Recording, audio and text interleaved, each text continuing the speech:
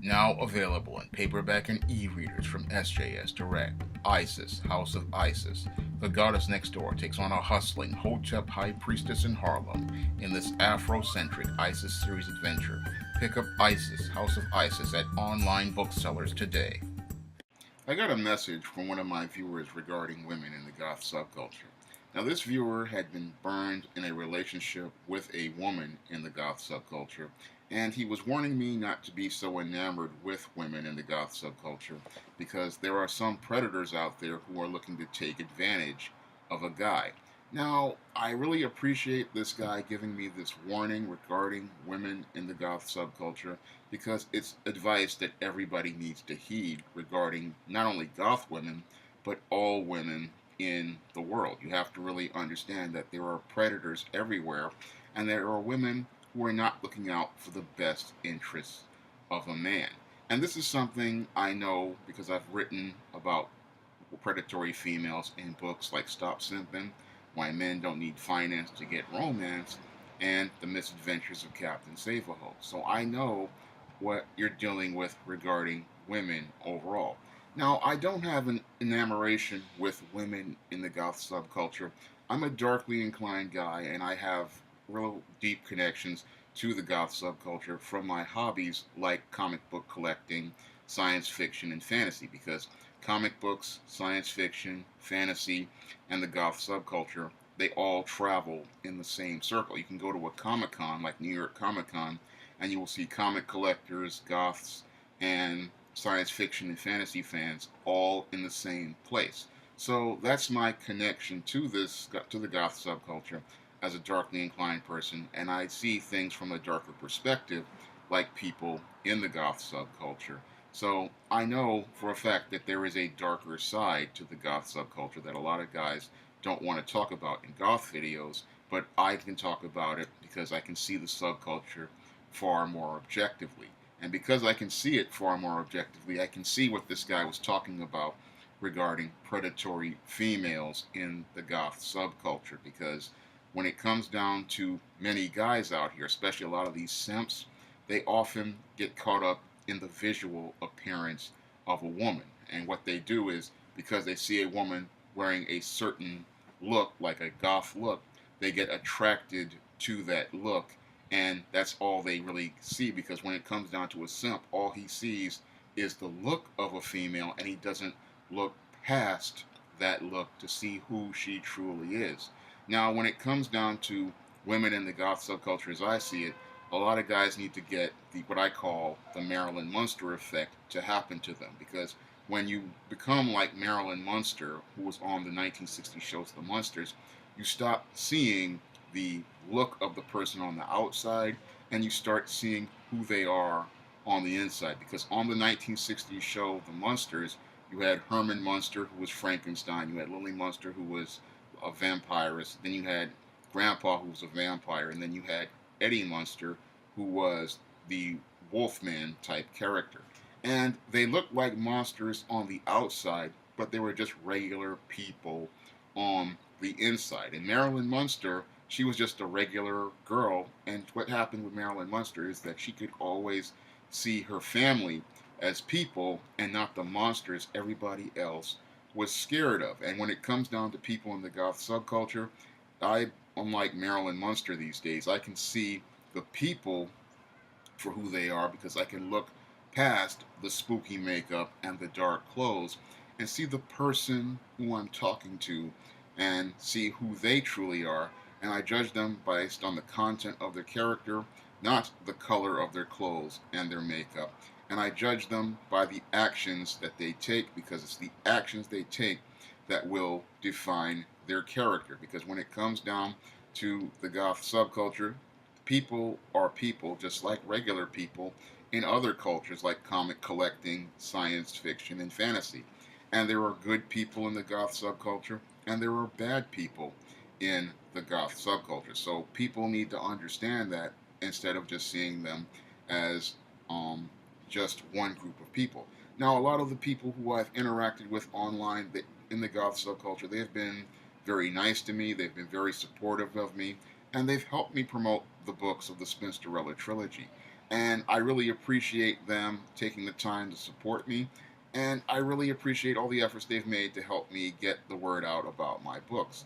And I go from that experience, but I don't put goths on a pedestal. I definitely don't put goth women on pedestals. I see women as women, and I understand that there is female nature out here, and that when it comes down to female nature, there are certain behaviors that women are going to participate in, whether they be a goth woman, a comic collector, or any other sort of woman. There's certain behaviors they're going to participate in, and there's nothing anybody can do about it. Now, this viewer probably doesn't understand that I have done, in addition to doing goth videos, I also do men's issues videos and I do MGTOW videos where I go in depth talking about numerous issues regarding predatory females. So I can identify a predatory female whether she be a regular woman or a woman who is participating in the goth subculture. So I can identify a predatory female just by her behaviors and her actions. And I can identify them very quickly by identifying their actions. And I remember watching one video where a female had said that she had left her boyfriend and then was getting involved with an ex. And I remember something Mad Voodoo Man, the Iceman, said regarding women in relationships, how they always keep a spare guy around in case the relationship doesn't work out. And I saw that happening in one of these goth women's videos, and I saw it right in front of me, and I said to myself immediately when I saw it, I said, I remembered what the Iceman said about women having a spare guy on the side, so when the relationship fails, they can go back to them. But most people probably wouldn't notice that unless they were watching men's issues videos or MGTOW videos to figure that out, or they have had real serious experience with females. Now, when it comes down to females, I always take the time to think critically regarding them, and I can look past a predatory female who's got on spooky makeup, because I know that once you take that makeup off, you're going to see a completely different person in a lot of cases. And you have to understand that you have to look past that makeup to see who that person truly is if you want to have a relationship with females in the goth subculture. This is something a lot of guys don't do, because a lot of simps out here, they think, oh, this is what you're going to get, this woman who's in this dark makeup and these dark clothes. But I know that's a lot of cases that's not who that person is going to be when you get them at home. When they're at home, they may be a completely different person. They may have a spooky look, but they're still a person. They're still a person with feelings. That was something I pointed out in my three novels, Spinsterella, Spellbound, and Legendary Mad Matilda. I showed that the Matilda Crowley character, even though she was a part of the goth subculture, was still a black woman, and as a woman, she still did things like every other woman out here. And I wanted to show the content of her character and not the color of her makeup, the color of her skin, and the color of her clothes. And as people read that story, they saw that this Matilda Crowley character was an interesting black woman who was a part of the goth subculture.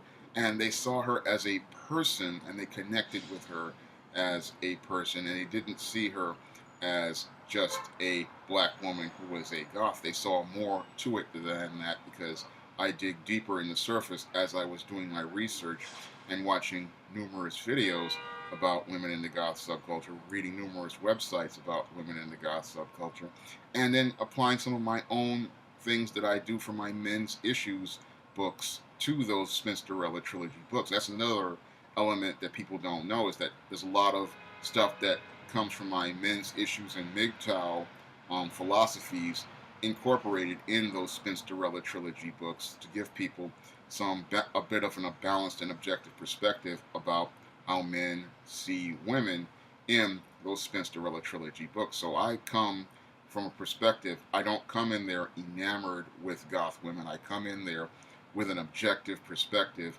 and I can take a look at a goth woman or a woman who's in the goth subculture in the same way I would look at any other woman, and I would judge her by the content of her character and her actions the same way I would judge a regular woman by the color of her actions. I can look past the makeup on a woman's face in the spooky clothes, and I can see the person on the inside. That's something I can do when it regards to women in the goth subculture. I don't have this. I'm not spellbound by these women in the goth subculture. That was something I went into in Legendary Man Matilda. How some people, they get spellbound by the whole subculture and they get caught up in the subculture and they cannot really take a look at it objectively, and that's what happens to the Matilda Crowley character in Legendary Mad Matilda, is that she's starting out into the scene and she's getting caught up in it with the raving and stuff, and then later on, after she gets arrested, she starts to see the scene for what it is objectively, and she gets a different perspective of it, and that's the way I see the scene. I see it objectively, and I come into it not with a whole fantasy regarding it. I come into it with a reality, and that was what I wrote in Legendary Man Matilda, where I show that there are things that are negative in it. There are drugs, there are predatory people, and there are people looking to exploit people. I'm sure if you go to a goth club, they have a lot of the same people that are at regular clubs. They have the players who are there. They have the easy women. They have a lot of people who go out there to take the E and the weed. And that's all part of that scene, just like it's a part of a regular club scene. And once you look past the spooky surface of it, you see that people are people, and that's just something that you're just going to have to deal with. Now, people go to be a part of the goth subculture because they have a darker perspective on life, they have a darker view of life, and this is where like-minded people go. This is what people do. They want to be with other like-minded people. As a darkly inclined man, I want to be with other darkly inclined people on social media, and I wanted more black people to know that there were other options for them and that they could be a part of the goth subculture. That was one of the reasons why I wrote the Spinsterella trilogy, and that was one of the reasons why I made numerous goth videos, and I watch goth videos because I want to, share with other people in the subculture, and I also want to get information out to other African Americans about the goth subculture, because a lot of African Americans believe that they can't be a part of the goth subculture. They believe it's only a white thing, and they believe that if they go there, they're going to be quote-unquote acting white. But I want black people to know that they can be a part of the subculture, they can be part of the scene, and that there is a black goth scene has been out there for years, and that black goth scene was the one that helped me support me in promoting the Spinsterella trilogy, and the white goth subculture helped promote the Spinsterella trilogy. They want that type of diversity, and they want people to really have a balanced picture of it. And this viewer, he was really helping me out by talking to me about these predatory females who are a part of the goth subculture. Now, I know that those type of females are out there, and it takes a guy to be objective to understand that they are out there, and it takes a guy to have critical thinking skills to know how to deal with them when they are in the scene. They have to understand that you're going to deal with the same type of predatory females in the scene that you would deal with in a regular club scene, and that it takes a guy having critical thinking skills to know how to deal with these type of women, because there is a way to deal with a predatory female and not have to get yourself jammed up by them. You just have to know how to identify them, and then once you identify them, you can quickly avoid them, because how you identify them is just listening to people. And when you listen to women, you will learn the things that they're going to say that will let you know that this is a predatory female who is out to take advantage of you in some way, shape, or form. And a lot of guys, they don't know this. They just think, oh, all goth women are the same.